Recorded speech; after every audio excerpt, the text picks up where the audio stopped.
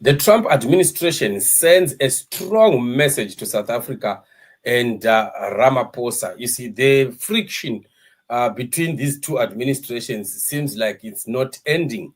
Remember, at first we saw the Donald Trump administration, accusing South Africa of xenophobia and butchering of white farmers and so on and so forth, and that triggered quite a lot of tensions between the two countries. And then we saw eventually Cyril Ramaphosa and delegation traveling to South Africa, to America. They sat down there, discussed. You still remember in the White House where Donald Trump was showing Ramaphosa some pictures of accusations of people that have been murdered in South Africa. They went on to play a video of Julius Malema saying, kill the Boer, you remember?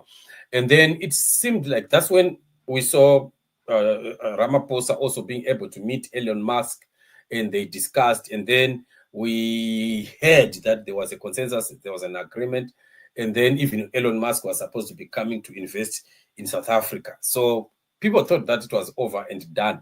But unfortunately, it seems like the misunderstanding still goes on between these two administrations. And quite recently, the American government said that they are not going to be attending the G20 summit in South Africa.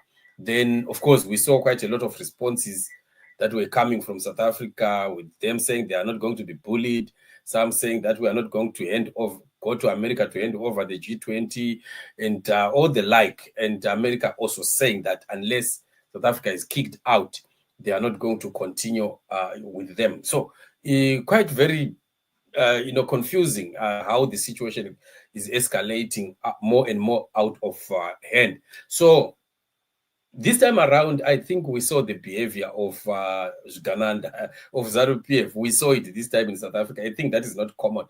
There was a word that was eventually sent that some individuals of the Trump administration will come to the G20. And then the message was delivered in a wrong way, totally, from Cyril Ramaphosa himself. I saw also Sophie Mukwena writing it in a very wrong way.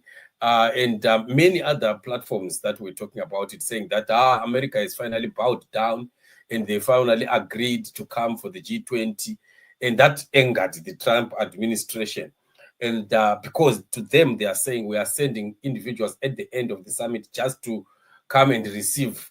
I think it's the chairmanship. I think it's being handed over to America. Just that. It's not that we have now approved you, that we are now eventually bowing down and coming. So but that was the message which was sent. And we saw much noises from ANC, from social media also, Ramaphosa himself, and a lot of other news channels in South Africa, meaning that this message was not put correctly. And then we saw a response that came from the administration of Donald Trump now over the messaging that was given by the Ramaphosa people and administration, which was quite, a blow. Let's just take a listen. The United States is not participating in official talks at the G20 in South Africa. I saw the South African president running his mouth a little bit against the United States and the president of the United States earlier today, and that language is not appreciated by the president or his team. The ambassador or the representative of the embassy in South Africa is simply there to recognize that the United States will be the host of the G20. They are receiving that send-off at the end of the event. They are not there to participate in official talks, despite what the South African president is falsely claiming. Can you hear?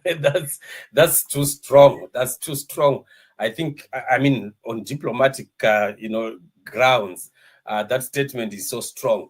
It shows so much, disrespect for Ramaphosa that the administration of Donald Trump really has here. And they are really showing that they are really angered by the way that possibly that message was relayed, especially to South Africa and the world.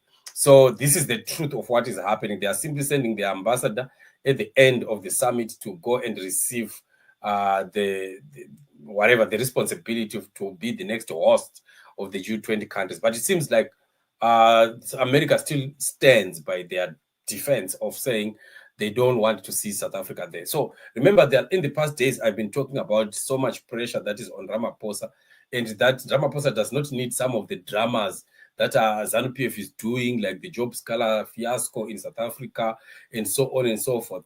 They have too much. Ramaphosa has too much on his plate, and he does not need to have any other funny, regimes like ZANU-PF coming and playing funny games in South Africa. South Africa is a lot of responsibility, a lot of things that they need to attend to, and ZANU-PF must just give them a break. I think it's only that they are buddies, they are friends, they can't tell each other the truth. But they always, it's always one-sided. ZANU-PF is always insulting South Africa, insulting the ANC even at times. You heard what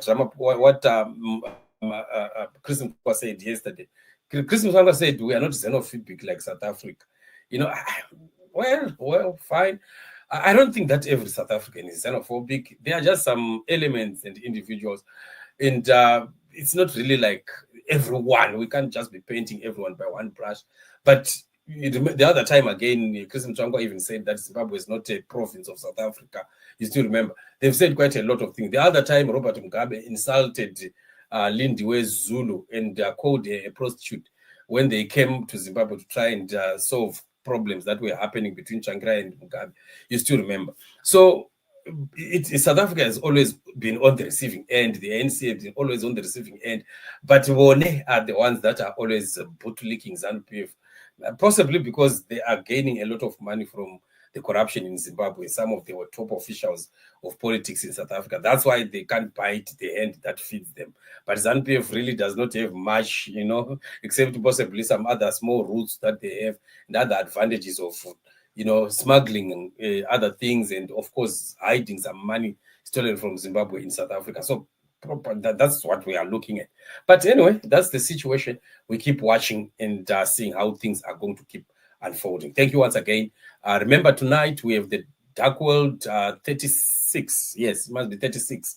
And we are looking at the priestly garments. So don't miss it. It's going to be the last show of the day, probably around 7:45, 8 o'clock, somewhere there. So otherwise, be blessed. Shalom.